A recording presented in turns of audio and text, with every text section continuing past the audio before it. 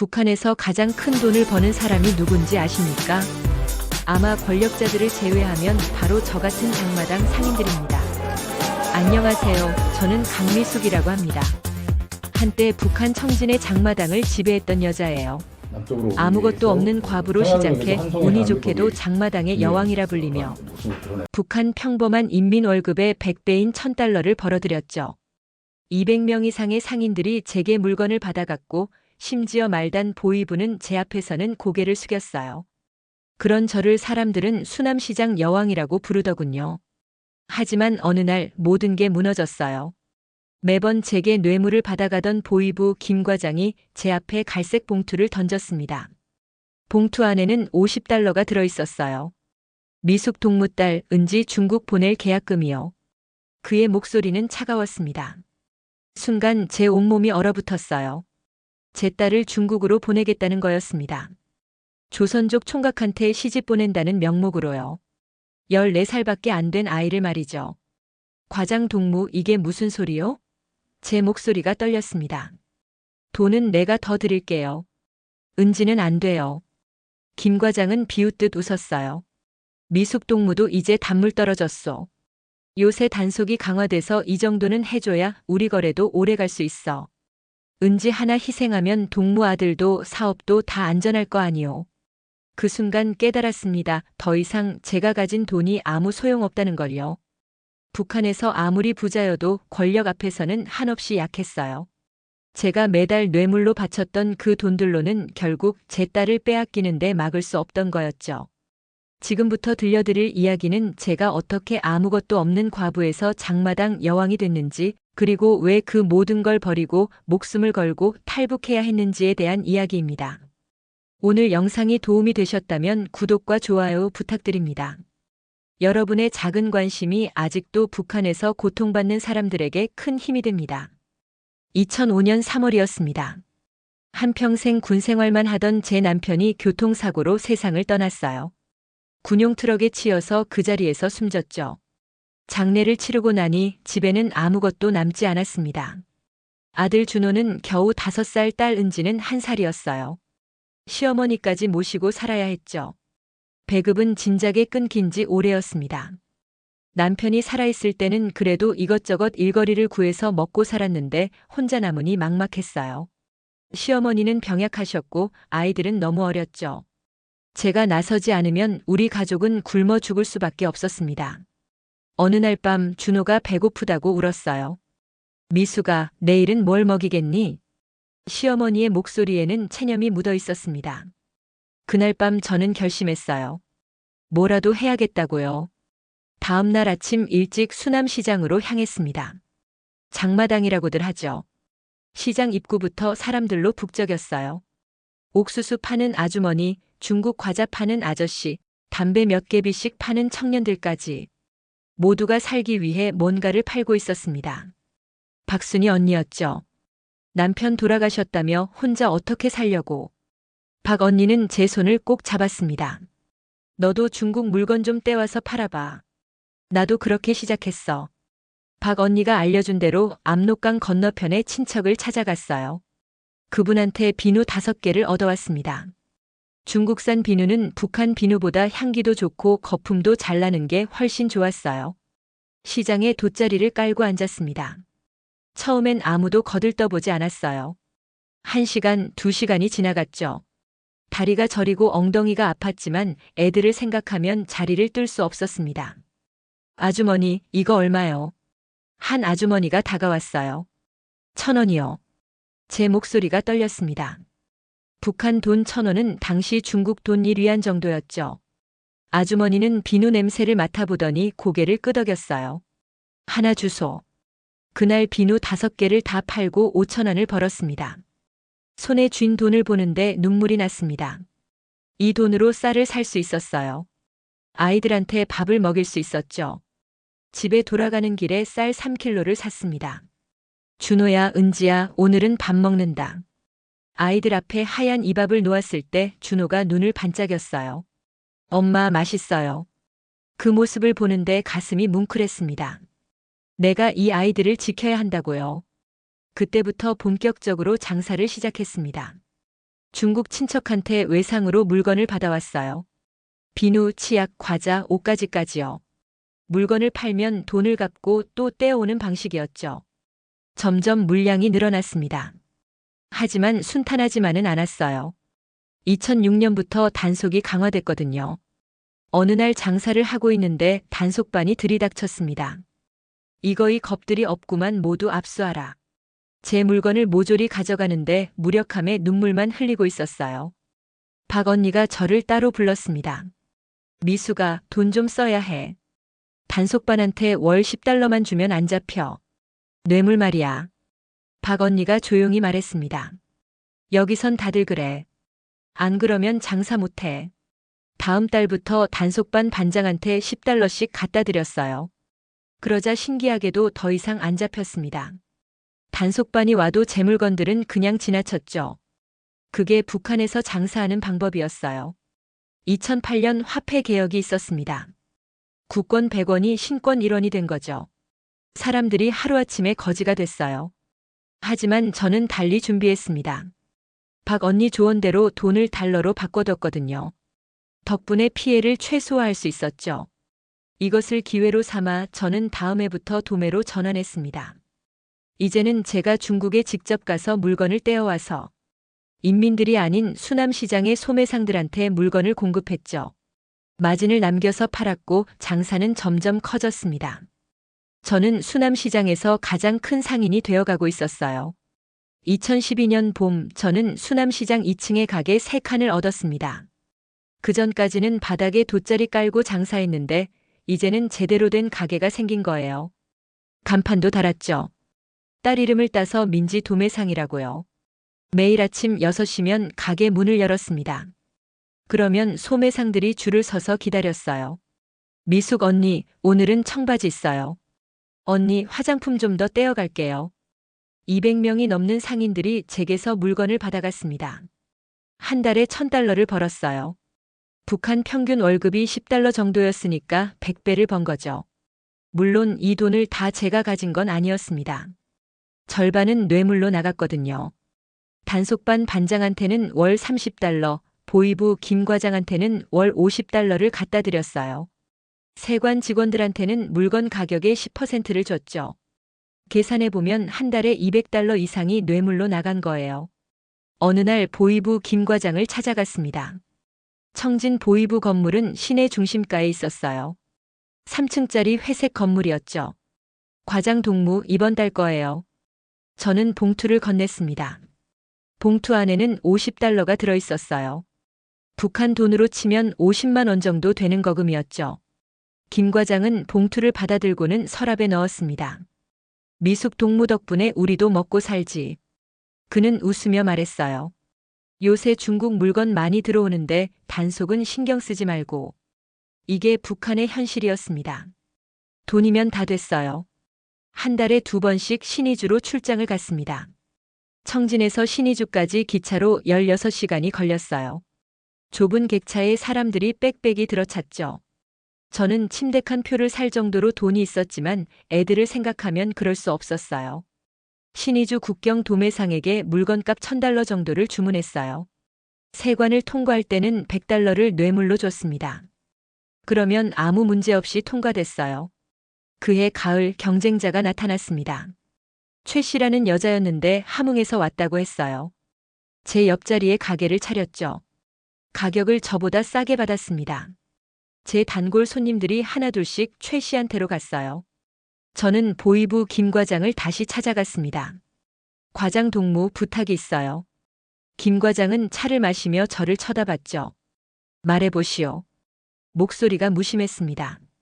최 씨라고 새로운 도매상 있잖아요. 저는 조심스럽게 그 사람이 남조선 물건을 판다며 50달러를 쥐어줬어요. 하지만 경쟁자를 없애려면 이 방법밖에 없었죠. 김 과장의 눈빛이 변했습니다. 남조선 물건은 양심을 저버린 애미나이들이나 파는 짓거리야. 사흘 뒤 최 씨는 보이부에 끌려갔어요.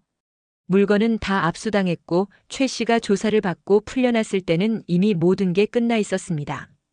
손님도 돈도 다 잃은 거예요. 냉혹했습니다. 하지만 장마당에서 살아남으려면 그래야 했어요. 동정은 약자에게나 하는 거였죠. 그해 겨울 우리는 새 아파트로 이사했습니다. 청진 시내 평양식 아파트였어요. 방이 2개나 있고 화장실도 내부에 있었죠. 중국산 냉장고와 텔레비전도 샀습니다. 준호와 은지는 좋아서 방방 뛰었어요. 아들 준호는 15살이 됐습니다. 대학 진학을 준비하고 있었죠. 어릴 때부터 공부를 곧잘해서 김일성 대학에 보내고 싶었어요.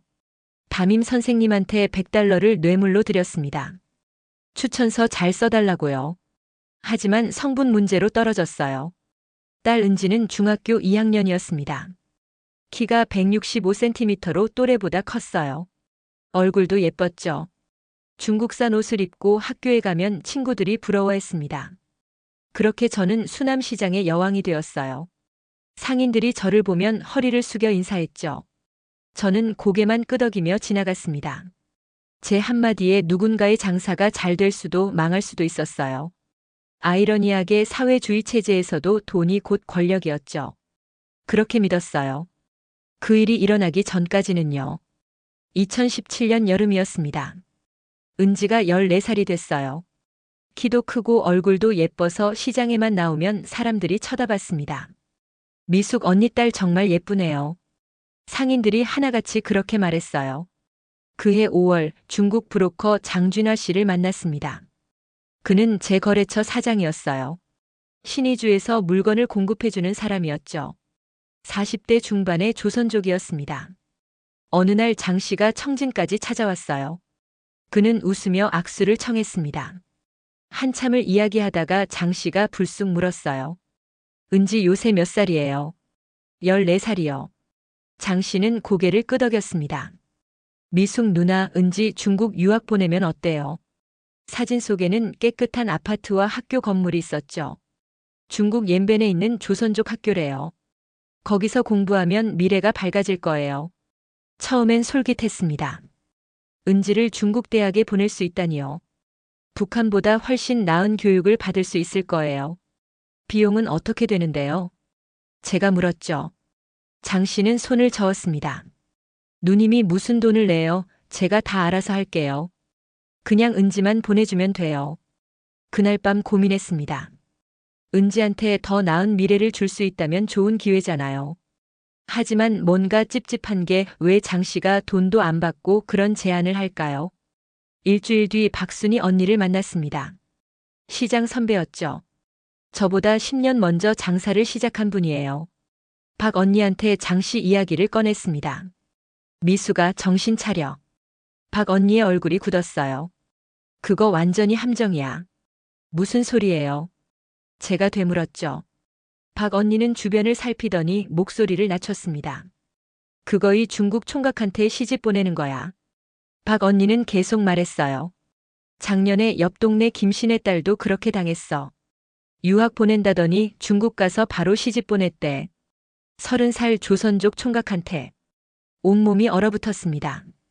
장 씨가 은지를 그렇게 하려고 했던 거예요. 화가 치밀어 올랐죠.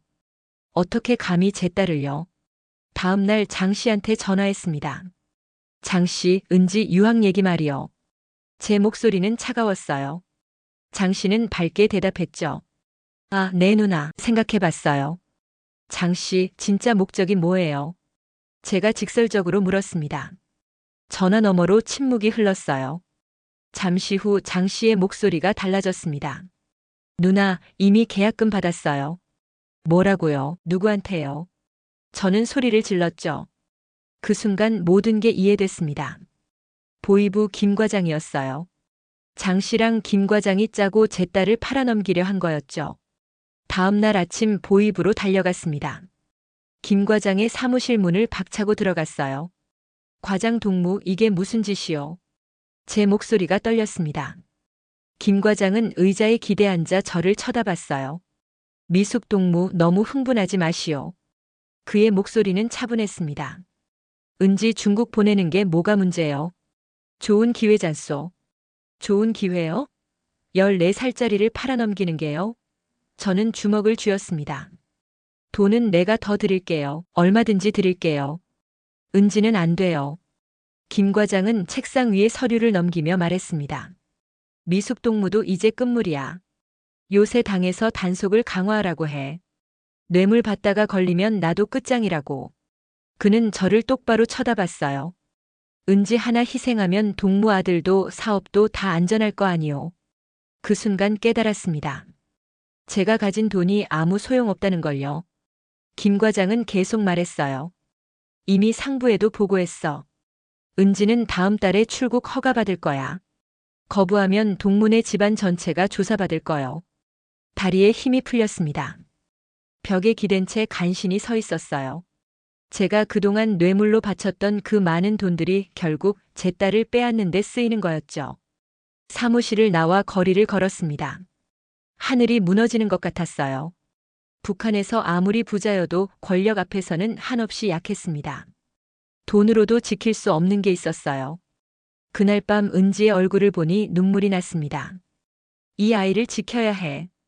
북한에선 답이 없었어요. 여기서는 제 딸을 지킬 수 없었습니다. 그때 박순이 언니의 말이 떠올랐어요.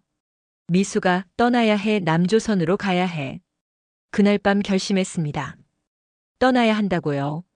북한에서는 제 딸을 지킬 수 없었어요. 돈이 아무리 많아도 소용없었죠. 2018년 9월이었습니다. 다음 날 박순이 언니를 찾아갔어요. 언니, 브로커 소개해 줄 수 있어요. 박 언니는 제 손을 꼭 잡았습니다. 잘 생각했어. 내가 아는 사람 있어. 믿을 만한 사람이야. 일주일 뒤 시장 뒤편 여관에서 브로커를 만났습니다. 이철수라는 사람이었어요. 40살쯤 되어 보이는 조선족이었죠. 가족이 몇 명이요? 그가 물었습니다. 셋이요. 저랑 아들, 딸이요. 이철수는 잠시 계산을 하더니 말했어요. 가족 셋이면 3,000달러요. 청진에서 무산까지 차량 이동, 두만강 건너서 중국 옌벤까지 안내, 그 다음 선양 거쳐 베이징 한국 대사관까지요. 흥정은 안 했습니다. 이제 돈은 아무 힘이 없다는 걸 알았으니까요. 경로를 설명해 줬어요. 청진에서 무산까지 기차, 무산에서 두만강까지 도보, 강 건너면 중국 옌벤이요. 거기서 선양까지 기차 타고 가는 거죠. 선양에서 베이징까지는 또 기차예요. 베이징에서 한국 대사관 들어가면 끝이고요. 언제 출발할 수 있소? 제가 물었습니다. 10월 말이나 11월 초가 좋겠소. 이철수가 대답했어요. 두만강이 얼기 시작하는 시기라 건너기 쉽거든요. 하지만 완전히 얼지는 않았으니 조심해야 하고요. 그날부터 준비를 시작했습니다. 먼저 재산을 정리했어요. 가게와 집을 팔아야 했죠. 하지만 조심스러워야 했습니다. 갑자기 재산을 처분하면 의심받을 테니까요. 단골 상인한테 가게를 넘겼어요. 미숙 언니, 왜 갑자기 가게를 파세요? 그 상인이 물었죠. 준호 대학 등록금이 필요해서요. 거짓말이었습니다. 집도 조용히 처리했습니다. 친척한테 판다고 했죠. 그렇게 모은 돈이 총 5,000달러였습니다. 브로커한테 3,000달러 주고 나머지는 여비로 쓸 거예요. 가족을 설득하는 게 가장 어려웠습니다. 아들 준호를 먼저 불렀어요. 준호야, 엄마가 할 말 있어. 준호는 18살이었죠. 대학교 1학년이었습니다. 엄마, 무슨 일이에요? 준호가 물었어요. 저는 숨을 깊이 들이쉬었습니다. 우리 남조선으로 가야 할 것 같아. 준호의 눈이 커졌어요. 네, 갑자기요. 은지 때문이야. 저는 장준화와 김 과장 이야기를 다 해줬어요. 준호의 얼굴이 굳었습니다. 그 사람들이 은지를요. 그래. 여기 있으면 은지를 지킬 수 없어. 준호는 한참을 생각하더니 고개를 끄덕였어요. 알겠어요, 엄마. 남조선 가면 저도 대학 다시 갈 수 있죠. 네, 거기선 내가 원하는 거 다 할 수 있어. 준호를 안아줬습니다. 은지를 설득하는 건 더 조심스러웠어요. 은지야, 우리 여행 갈 거야. 어디요, 엄마? 은지가 눈을 반짝였습니다. 중국이야. 그리고 그 다음엔 더 먼 곳으로 갈 거야. 친구들은요? 은지가 물었어요. 친구들한테는 미안하지만 인사 못해. 비밀이야. 은지는 어린 나이였지만 뭔가 심상치 않다는 걸 알아챘어요. 엄마, 우리 돌아와요. 아니야. 우리는 안 돌아와. 시어머니한테는 차마 말할 수 없었습니다. 어머니, 저희 잠깐 중국 다녀올게요. 거짓말을 했어요. 시어머니는 고개를 끄덕이셨죠. 조심해서 다녀오너라. 그게 마지막 인사였습니다. 이철수가 출발 날짜를 정했어요. 11월 15일이요. 딱 이틀 남았습니다. 저는 가게를 정리했어요. 단골 손님들한테 마지막 인사를 했죠. 미숙 언니 내일 봐요. 응, 내일 보자. 거짓말이었습니다. 다시는 볼 수 없는 사람들이었어요. 마지막 밤 집에서 짐을 쌌습니다. 최소한만 가져갈 수 있었어요. 겨울옷 몇 벌, 돈, 가족 사진 몇 장. 그게 전부였죠. 은지가 인형을 가져가고 싶어 했어요. 안 돼, 짐이 무거우면 안 돼. 은지는 울먹였지만 참았습니다. 새벽 3시에 일어났어요. 시어머니는 주무시고 계셨죠. 방문을 조용히 열고 들어가 이불을 덮어드렸습니다. 어머니 죄송합니다. 속으로 말했어요. 건강하세요. 새벽 4시 집을 나섰습니다. 뒤를 돌아보지 않았어요. 돌아보면 눈물이 날 것 같았거든요. 준호가 제 손을 잡았어요. 엄마 괜찮아요. 은지도 다른 손을 잡았죠. 우리 셋이서 어둠 속을 걸었습니다. 청진역으로 향했어요. 무산행 새벽 기차를 타야 했죠. 역에는 이미 사람들이 많았습니다.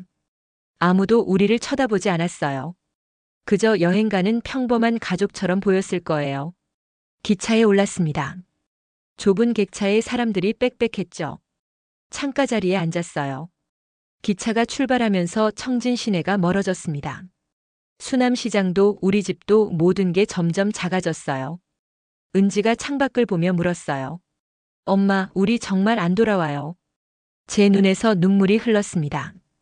응, 우리는 이제 새로운 곳으로 가는 거야. 자유로운 곳으로요. 무산에 도착한 건 오후 2시였습니다. 국경 도시였죠. 역에서 내리자마자 긴장감이 느껴졌어요. 군인들이 여기저기 보였고 보위부 요원들도 눈에 띄었습니다. 이철수가 우리를 안전가옥으로 데려갔어요. 좁은 단칸방이었죠. 이미 5가족이 더 있었습니다. 모두 떨리는 눈빛으로 서로를 쳐다봤어요. 말은 하지 않았습니다. 말하면 안 될 것 같았거든요. 오늘 밤 11시에 출발합니다. 이철수가 속삭였어요. 절대 소리 내지 마시오. 따라오기만 하면 돼요. 은지가 제 옆에 바짝 붙어 앉았습니다. 손이 차가웠어요. 저녁은 옥수수죽이었습니다. 제대로 먹지 못했어요. 목으로 넘어가지 않았거든요. 준호도 밥만 먹고 그릇을 내려놨죠. 엄마 무서워요. 은지가 작은 소리로 말했습니다. 괜찮아, 엄마가 지켜줄게. 은지를 꼭 안아줬어요.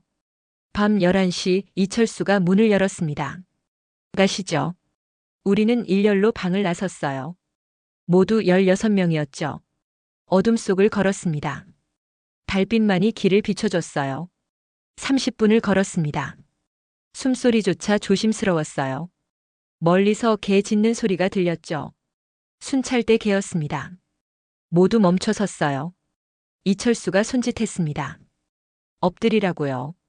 풀숲에 엎드렸습니다. 차가운 땅이 온몸으로 느껴졌어요. 은지가 제 품에 안겼죠. 숨소리가 거칠었습니다. 쉰 조용히. 제가 은지 입을 살짝 막았어요. 개 짖는 소리가 가까워졌다가 멀어졌습니다. 순찰대가 지나간 거예요. 10분쯤 지나서 이철수가 일어섰죠. 계속 가시죠. 우리는 다시 걸었습니다. 드디어 철조망이 보였어요. 국경이었습니다. 이철수가 미리 끊어놓은 부분으로 안내했죠. 한 명씩 기어서 통과하시오. 은지가 먼저 갔습니다. 작은 몸으로 철조망 사이를 기어갔어요. 다음은 준호, 그리고 마지막으로 저였죠. 철조망이 옷에 걸렸습니다. 찢어지는 소리가 났어요. 심장이 멎는 줄 알았죠. 철조망을 통과했습니다. 이제 두만강만 건너면 됐어요. 멀리 강이 보였습니다. 은빛으로 빛나고 있었죠. 11월이라 얼음이 얼기 시작했어요. 강변에 도착했습니다. 이철수가 확인하더니 말했어요. 얼음이 얇은 곳도 있으니 조심하시오. 천천히 한 명씩 건너야 해요. 발소리 내지 말고요. 첫 번째 가족이 강을 건너기 시작했습니다. 얼음 위를 조심스럽게 걸었어요. 발밑에서 얼음 깨지는 소리가 들렸죠. 온 가족이 무사히 건넜습니다. 이제 우리 차례였어요. 은지야, 엄마 뒤를 따라와. 천천히. 제가 먼저 강에 발을 디뎠습니다. 얼음이 차갑고 단단했어요. 하지만 삐걱거리는 소리가 났죠. 은지가 뒤따라왔습니다. 준호도 뒤에서 따라왔어요.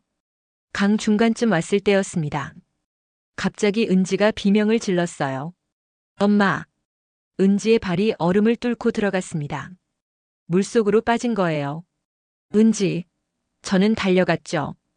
은지의 팔을 잡아당겼습니다. 준호도 달려와 도왔어요. 은지를 끌어올렸습니다. 은지의 바지가 흠뻑 젖었어요. 온몸이 물에 젖어 떨고 있었죠. 괜찮아, 괜찮아. 제가 은지를 안았습니다. 조금만 참자. 이철수가 급하게 손짓했어요. 빨리 가시오. 소리가 났으니 순찰대가 올 거요. 우리는 서둘러 강을 건넜습니다. 은지를 업었어요. 얼음이 또 깨지는 소리가 났지만 멈출 수 없었죠. 드디어 강 반대편에 도착했습니다. 여기가 중국이요. 이철수가 속삭였어요. 하지만 아직 안심할 수 없어요. 빨리 가야 해요. 강변에 차가 대기하고 있었습니다. 승합차였어요. 조선족 운전사가 문을 열어줬죠. 빨리 타시오. 우리는 차에 올랐습니다. 차가 출발했어요. 은지가 떨고 있었습니다. 엄마 추워요. 제가 은지를 품에 안았죠. 준호가 자기 외투를 벗어 은지한테 덮어줬습니다. 2시간을 달렸습니다. 옌벤의 한 마을에 도착했어요. 조선족 집이었죠. 여기서 이틀 쉬어야 해요. 이철수가 말했습니다.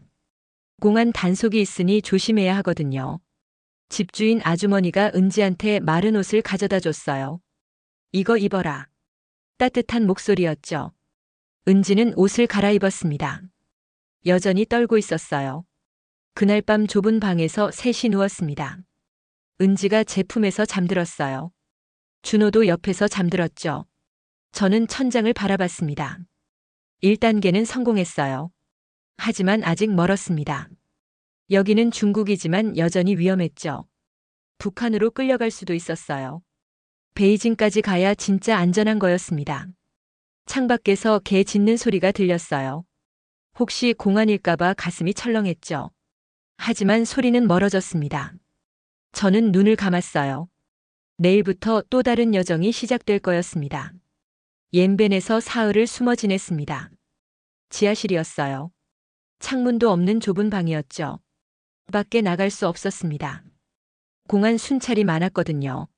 셋째 날 저녁 집주인 아주머니가 급하게 내려왔어요. 테레비 켜보소. 북한 탈북자 단속한다고 뉴스에 나와요. 화면에는 공안들이 탈북자를 체포하는 장면이 나왔죠. 중국 정부가 단속을 강화한다는 내용이었습니다. 이철수가 전화를 받더니 얼굴이 굳었어요.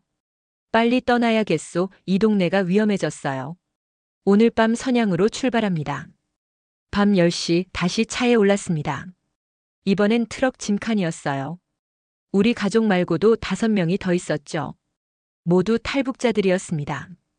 좁은 공간에 10명이 웅크리고 앉았어요. 트럭이 출발했습니다. 짐칸 안은 깜깜했어요. 숨쉬기도 힘들었죠. 은지가 제 손을 꼭 잡았습니다. 엄마 무서워요. 괜찮아, 곧 도착해. 하지만 저도 무서웠어요. 2시간쯤 달렸을까요? 갑자기 트럭이 멈춰 섰습니다. 밖에서 남자 목소리가 들렸어요. 공안이었죠. 운전사가 뭔가 이야기하는 소리가 들렸습니다. 짐칸 안이 죽음같이 조용해졌어요. 누구도 숨소리조차 내지 않았죠. 은지가 떨고 있길래 제가 은지를 더욱 꼭 안았어요. 문을 열려는 공안의 목소리가 들렸습니다. 심장이 멎는 것 같았어요. 문이 열리면 끝이었죠. 모두 북한으로 송환될 게 뻔했죠. 운전사가 뭔가 건네는 소리가 났어요. 아마 돈이었을 거예요. 잠시 침묵이 흘렀죠. 트럭이 다시 출발했습니다. 모두가 안도의 한숨을 내쉬었어요. 하지만 아무도 말하지 않았죠. 아직 안전하지 않았으니까요. 새벽에 선양에 도착했습니다. 또 다른 안가였어요. 이번에는 아파트 지하실이었죠. 여기서 일주일 기다려야 해요. 이철수가 말했습니다. 베이징행 기차표를 구해야 하거든요. 일주일은 길었습니다.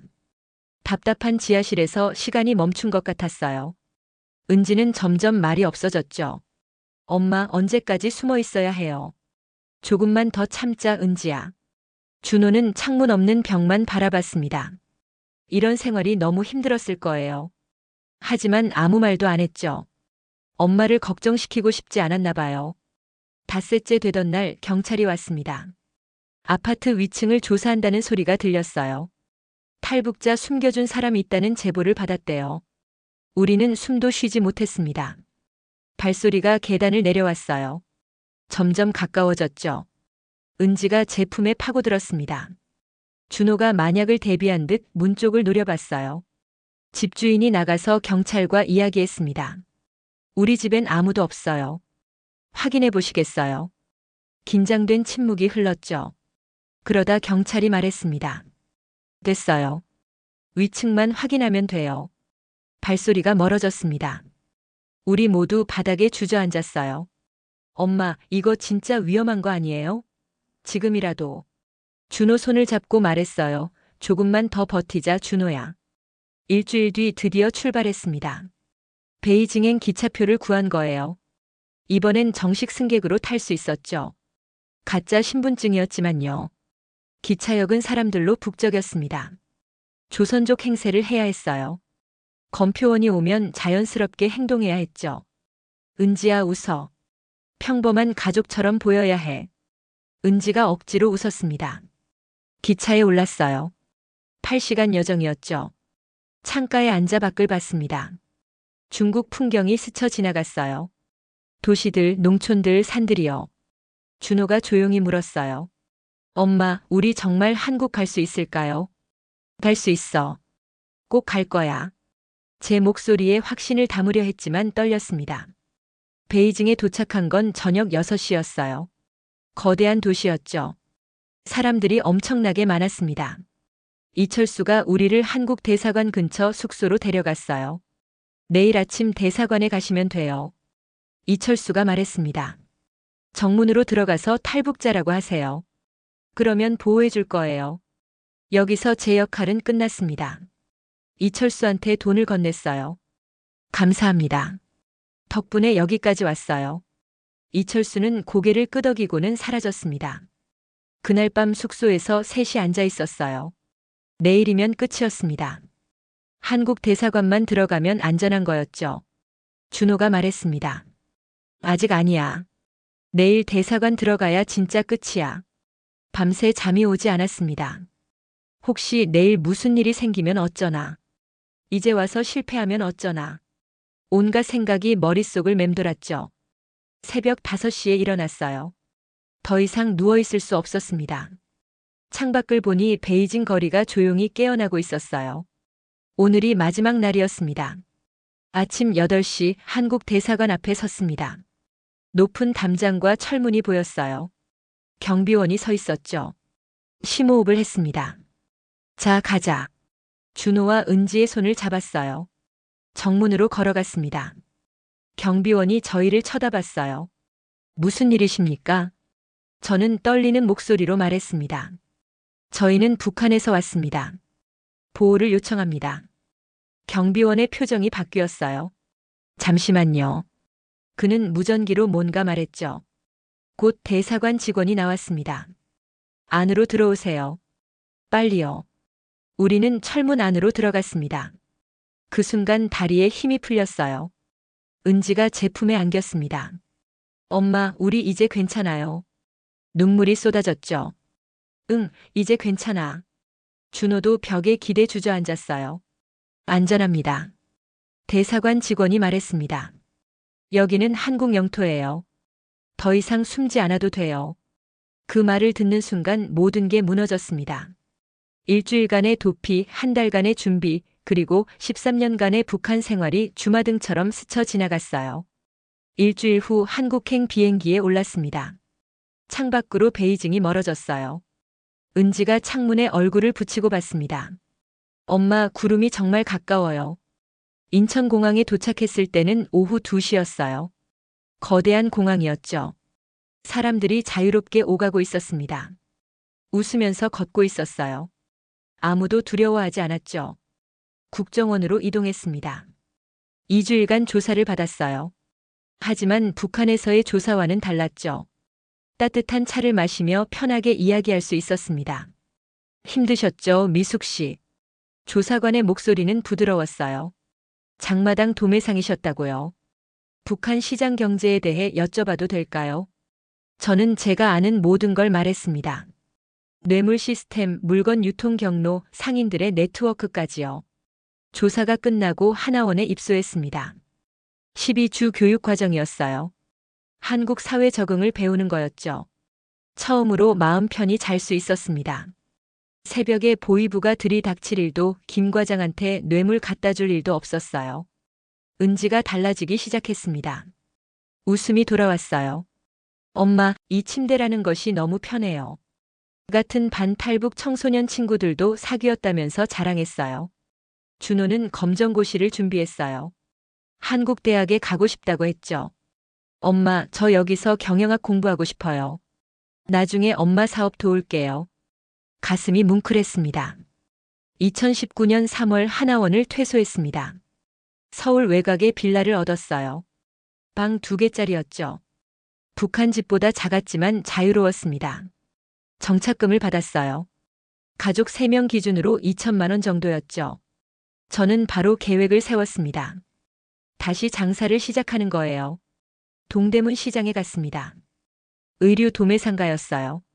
북한에서 배운 장사 경험이 여기서도 통했죠. 물건 보는 눈은 여전했습니다. 온라인 쇼핑몰을 열었어요. 은지가 SNS 마케팅을 도와줬죠. 처음엔 힘들었습니다.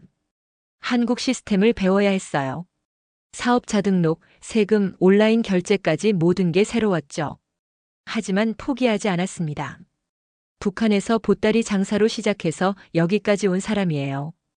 2020년 매출이 오르기 시작했습니다.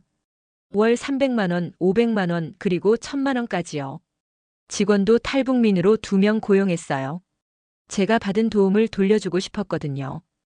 2022년 은지가 대학에 입학했습니다. 경영학과였어요. 엄마, 나중에 엄마 회사 크게 만들어줄게. 은지의 눈은 반짝였죠. 준호는 물류회사에 취직했습니다. 성실하게 일했어요. 어느 날 밤 베란다에 나갔습니다. 서울의 야경이 펼쳐져 있었어요. 반짝이는 불빛들이 별처럼 빛났죠. 문득 북한에 두고 온 시어머니가 생각났습니다. 어머니, 죄송해요. 하지만 은지를 지켜야 했어요. 수남시장 동료들도 떠올랐어요. 박순희 언니는 잘 지내고 있을까요? 미숙 언니는 어디 갔냐고 물어봤을까요?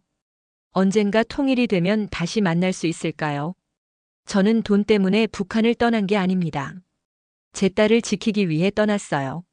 북한에서 아무리 많은 돈을 벌어도 권력 앞에서는 아무것도 아니었죠. 진짜 자유는 여기 있었습니다.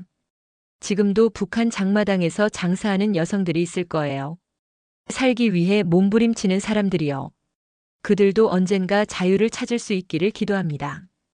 여러분, 지금까지 제 이야기를 들어주셔서 감사합니다. 구독과 좋아요는 아직도 북한에서 고통받는 사람들에게 큰 힘이 됩니다.